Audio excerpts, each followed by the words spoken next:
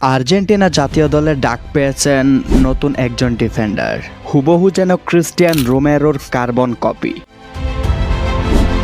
নাম তার কেভিন লো Monaco. 6 foot 4 ইঞ্চির বিশাল দেহী এই ডিফেন্ডারকে অনেকেই ভ্যান ডাইকের সাথে তুলনা করছেন। আর্জেন্টাইন এই তরুণ ডিফেন্ডারের বয়স মাত্র 23 বছর। 2002 সালের 8 জানুয়ারি লা প্লাটা আর্জেন্টিনায় জন্মগ্রহণ করেন তিনি। বর্তমানে তিনি আর্জেন্টিনার ক্লাব অ্যাথলেটিকো ইন্ডিপেন্ডেন্টের সেন্টার ব্যাক হিসেবে খেলছেন। 2026 বিশ্বকাপে এই ডিফেন্ডার আর্জেন্টাইন রক্ষণভাগ সামলাতে পারেন।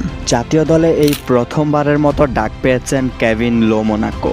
আর্জেন্টাইন ক্লাব ইন্ডিপেন্ডেন্টের হয়ে একটা দুর্দান্ত সিজন কাটানোর পর তাকে জাতীয় দলে ডাকা হয়েছে। এই দানবীয় ডিফেন্ডার কেভিন লো মোনাকোর খেলার ধরন, তার ট্যাকেলিং সবকিছুই যেন মনে করিয়ে দেয় ক্রিস্টিয়ান রোমেরোকে। তাই বলা হচ্ছে আর্জেন্টাইন ঘরোয়া লিগ থেকে নতুন ক্রিস্টিয়ান রোমেরোকে বের করে এনেছেন কোচ লিওনেল স্কালোনি। আসন্ন বিশ্বকাপ কোয়ালিফায়ারের ম্যাচগুলোতে তার অভিষেক হয়ে যেতে পারে। আর্জেন্টাইন এই ডিফেন্ডার লং বলে অনেক এক্সপার্ট, তাই আর্জেন্টিনারের কাউন্টার অ্যাটাকগুলোতে তার লং বলগুলো অনেক কাজে দেবে। তার পজিশনে তিনি একজন সেন্টার ব্যাক হলেও তিনি খুব তাড়াতাড়ি অ্যাটাকে উঠতে পারেন। তিনি একজন ডেস্ট্রয়ার এবং বিল্ড আপ দুই প্রোফাইলেই খেলতে পারেন। কেভিন লো মোনাকো একজন প্রতিভাবান সেন্টার ব্যাক, যিনি তার ক্যারিয়ারে উত্থান পতন দেখেছেন।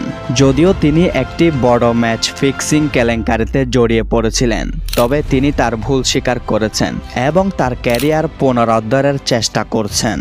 বর্তমানে ইন্ডিপেন্ডেন্টে তার পারফরমেন্সের মাধ্যমে আর্জেন্টিনা জাতীয় দলের জায়গা করে নিয়েছেন। তার বিশেষ দিক হচ্ছে একজন ডিফেন্ডার হওয়া সত্ত্বেও দলের প্রয়োজনে গোল করা। 2024 সালে ইন্ডিপেন্ডেন্টের হয়ে 22টি ম্যাচ খেলে গোল করেছেন 2টি এবং একজন সেন্টার ব্যাক হয়েও 22টি ম্যাচ খেলে হলুদ কার্ড দেখেছেন মাত্র 1টি। আপনার মতে এই সেন্টার ব্যাক আর্জেন্টিনার জন্য কেমন হবে?